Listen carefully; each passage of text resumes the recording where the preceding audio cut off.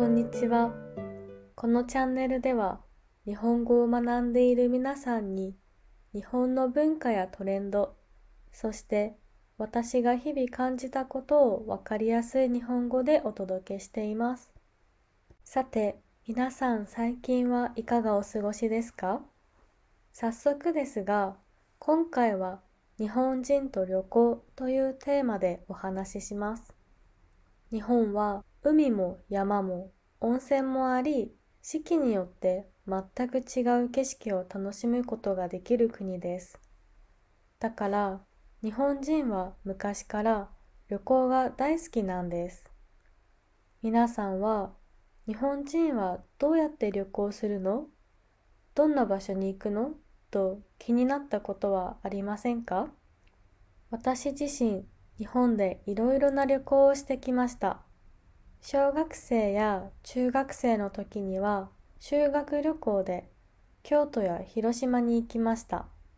歴史的な建物を見たり、友達と一緒に泊まったりして、とても楽しい思い出です。また、家族旅行では毎年温泉に行くのが定番になっていました。温泉に入ってくつろいだり、旅館でゆっくりご飯を食べたりするのは日本らしい旅行の楽しみ方だと思います。社会人になってからは週末を利用して日帰り旅行や一泊二日のちょっとした国内旅行をすることもあります。日本には観光地がたくさんあるので近場でも十分楽しめるんです。そして日本人の旅行で大事なものといえばお土産です。旅行に行くとほとんどの人が家族や友達、会社の人にお土産を買って帰ります。これは日本独特の文化だと思います。旅行そのものだけではなく、誰に何を買っていこうかなと考えるのも日本人にとって旅行の一部なんです。今回の動画では、こうした日本人の旅行スタイルや、ちょっとユニークなお土産文化について紹介していきます。ぜひこの動画を最後まで見て、日本のことをより深く知るきっかけになったらとても嬉しいです。まず、日本人は旅行が好きですが、そのスタイルにはちょっと特徴があります。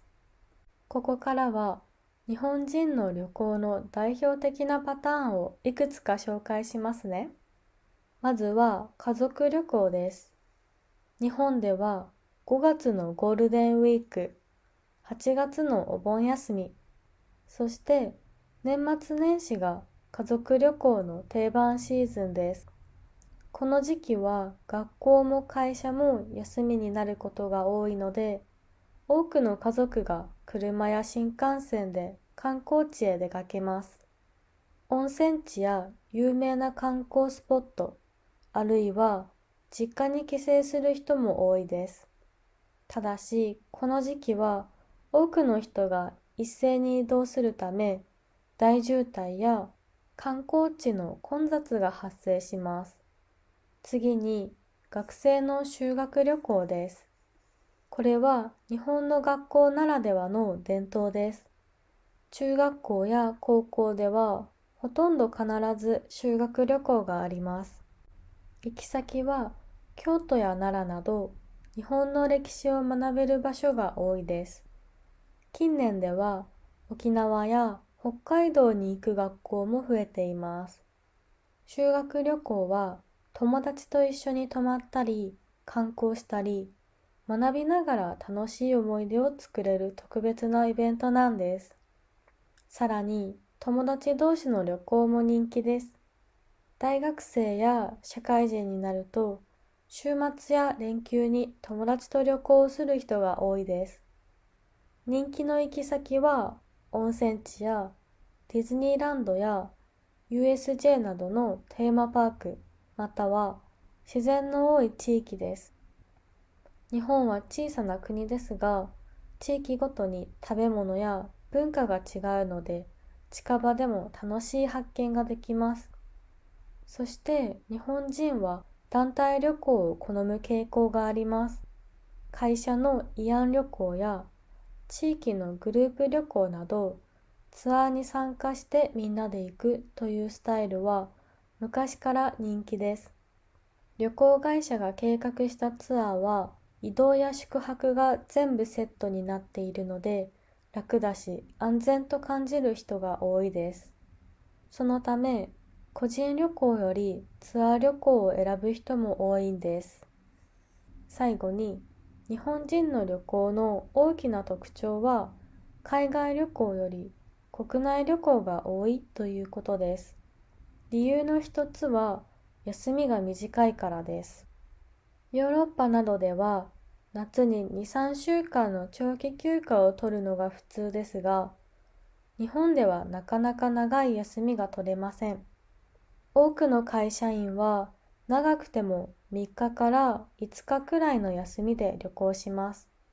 だから飛行機で何時間もかかる海外旅行より、新幹線や飛行機で2、3時間で行ける国内旅行が主流なんです。このように日本人の旅行スタイルは短期間、国内中心、団体や家族と一緒が特徴です。旅行はリフレッシュする時間でもあり、大切な人との絆を深める機会ということを重視している印象です。次は日本人がよく選ぶ人気の旅行先についてお話しします。まず、日本人にとって旅行の代表的な目的地といえば温泉です。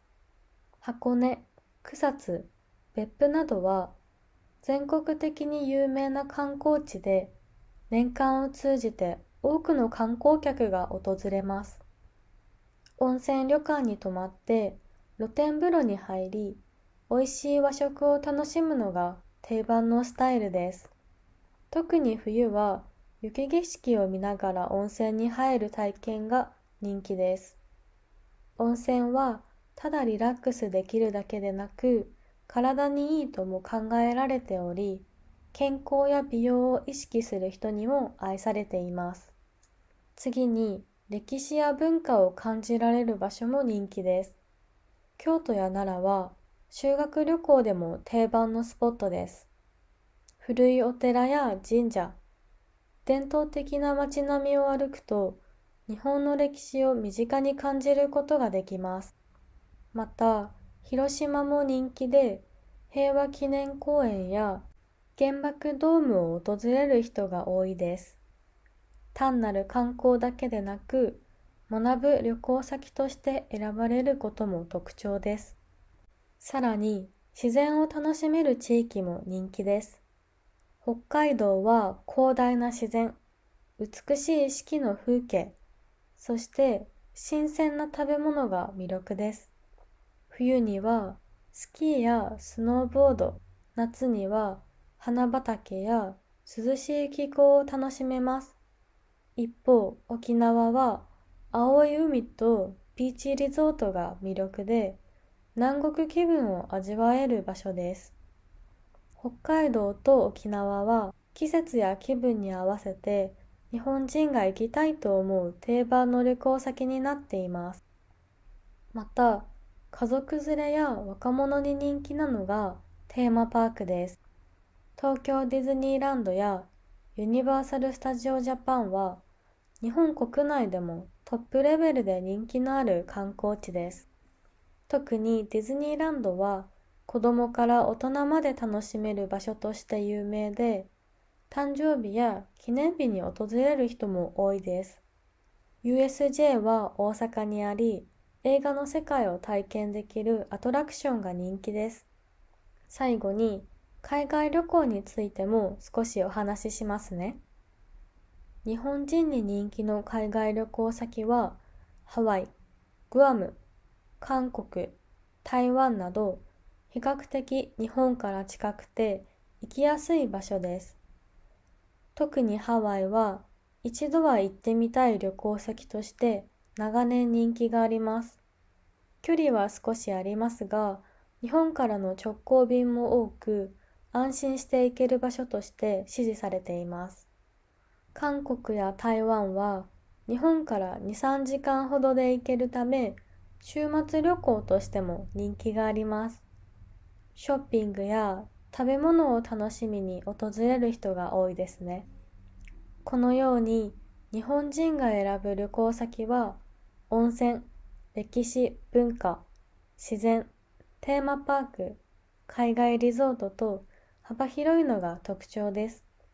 短い休みでも楽しめるように、比較的アクセスしやすい場所が選ばれる傾向があります。次は旅行の計画の立て方や準備の仕方についてお話しします。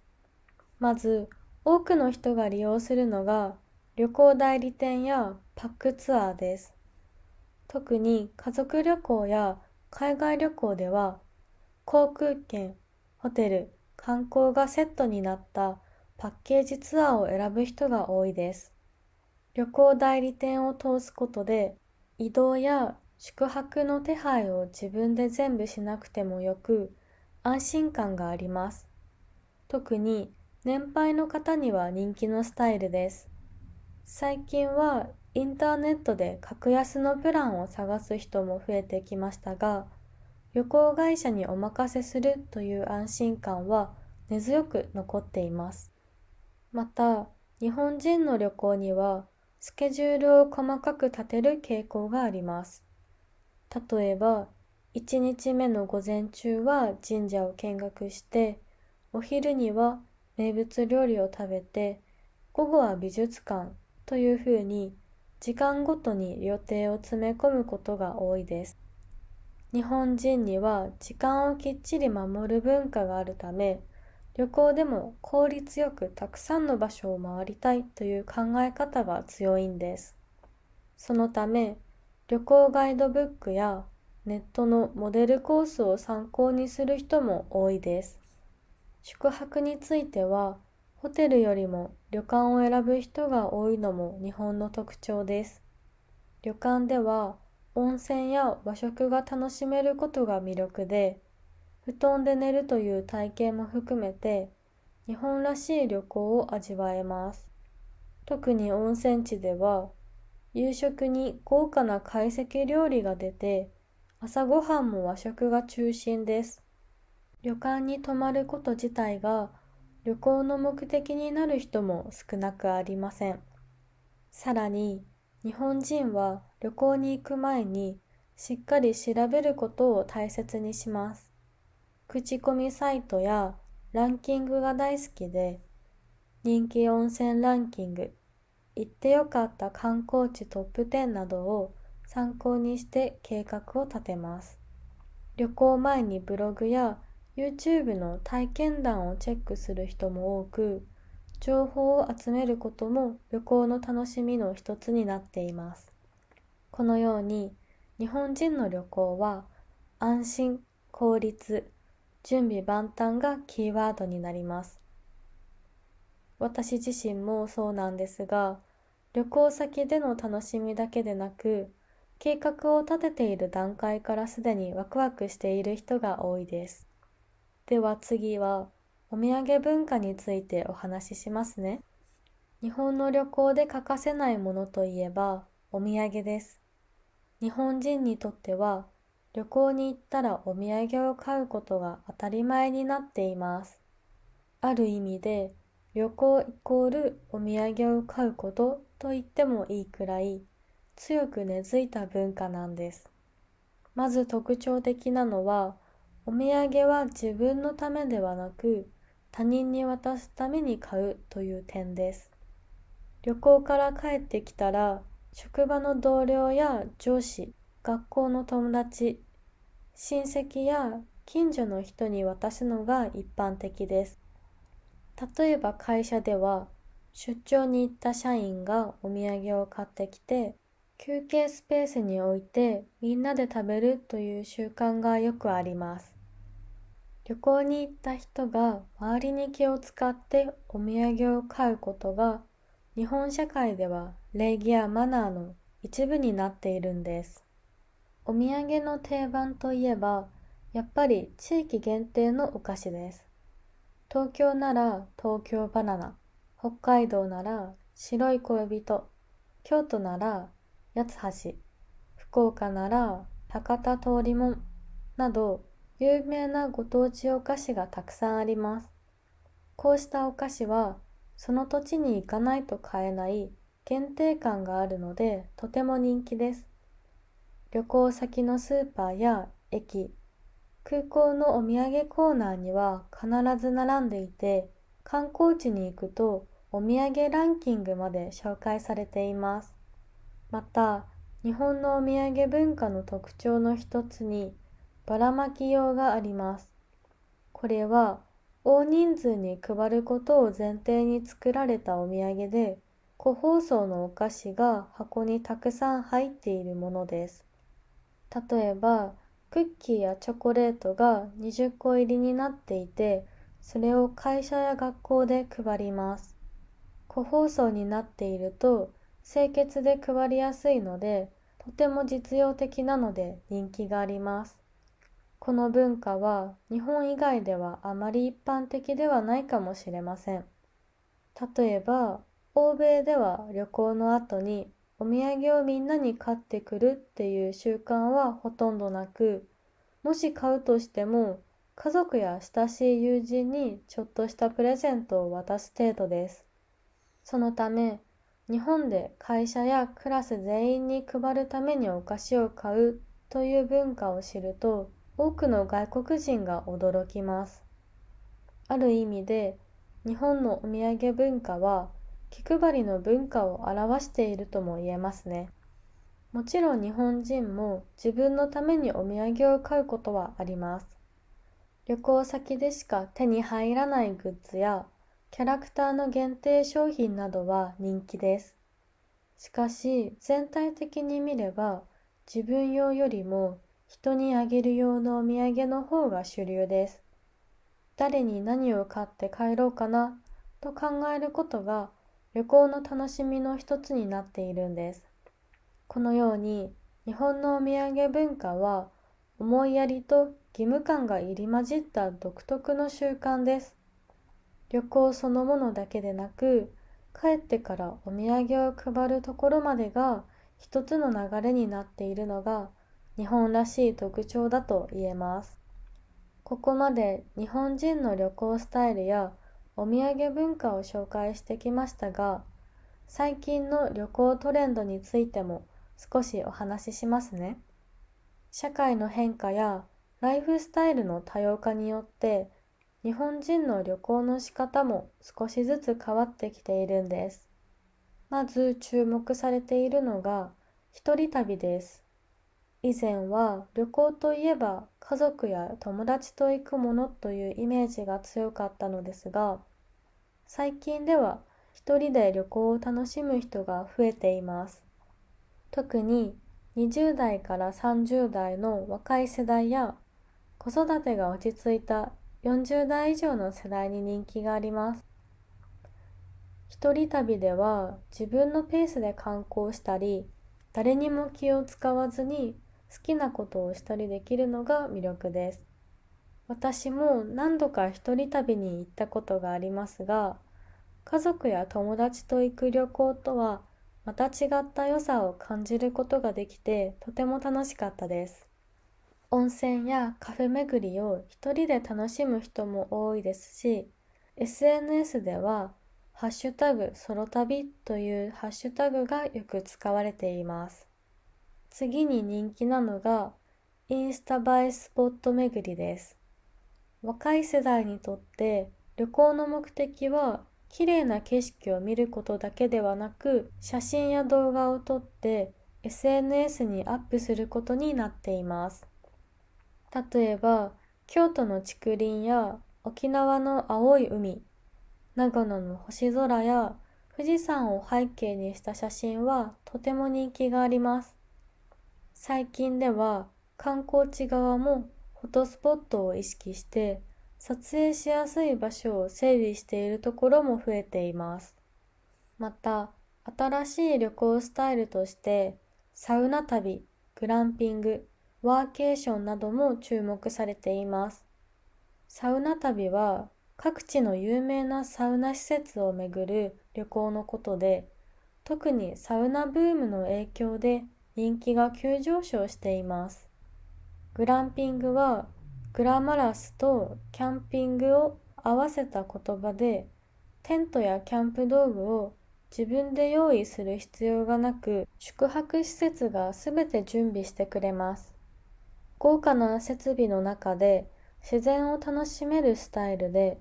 家族連れやアウトドア初心者にも人気があります。そしてワーケーションはワークとバケーションを合わせた言葉で、リモートワークが普及したことで広がった新しい旅行の形です。リゾート地で仕事をしながら休暇も楽しむというスタイルを試す人が増えています。さらに、格安航空会社の普及も旅行スタイルを大きく変えました。LCC を使えば、国内線も海外線も以前よりずっと安くなったため、週末を使って韓国や台湾に行くといった短期の海外旅行も気軽にできるようになっています。昔は海外旅行イコール特別なイベントというイメージがありましたが、今では学生や若い社会人でも手軽に行ける選択肢になりました。そしてコロナ以降の大きな変化として、国内旅行の再注目があります。長い間、海外旅行が制限されていたことで、日本の人々は改めて国内の魅力を見直しました。例えば、近場の温泉地や自然豊かな地方都市が人気になったり、地元の観光を楽しむマイクロツーリズムが広がったりしました。今でもその流れは続いていて、海外より安心、国内でも十分楽しいという考え方を持つ人が増えています。このように、日本人の旅行は時代とともに少しずつ変化しています。家族や団体で行く旅行が主流だった時代から、今は一人旅やインスタ映え旅、そして新しいスタイルの旅行まで多様な選択肢が生まれているんです。今回は日本人と旅行というテーマで、日本人の旅行スタイルや人気の旅行先、お土産文化、そして最近のトレンドについて紹介してきました。まとめてみると、日本人の旅行にはいくつかの特徴が見えてきます。まず、日本人の旅行はとても計画的です。旅行代理店のパックツアーや細かいスケジュールを立てて時間通りに行動することが多いですね。また、団体で旅行することも根強く、家族旅行や修学旅行、友達とのグループ旅行など、みんなで一緒に楽しむスタイルが一般的です。そして忘れてはいけないのがお土産文化です。日本では旅行に行ったら必ずと言っていいほど、職場や学校、友達へのお土産を買って帰ります。旅行イコールお土産を買うことという意識が強いのは日本独特の文化だと言えます。一方で最近は少しずつ変化も見られます。一人旅の人気が高まったり、インスタ映えスポット巡りが目的になったりと、旅行のスタイルは団体的から個人重視にシフトしてきています。また、グランピングやワーケーションのように新しい形の旅行も広がりつつあり、日本人の旅行はこれからますます多様になっていくでしょう。日本の旅行文化を知ることで、日本人の性格や価値観も少し理解できるかもしれません。皆さんが日本に来るときには、ぜひ旅行そのものだけでなく、日本人の旅の仕方やお土産文化にも注目してみてください。最後に皆さんに質問です。皆さんの国ではどんな旅行の文化がありますか？日本に旅行するとしたらどこに行きたいですか？ぜひコメントで教えてくださいね。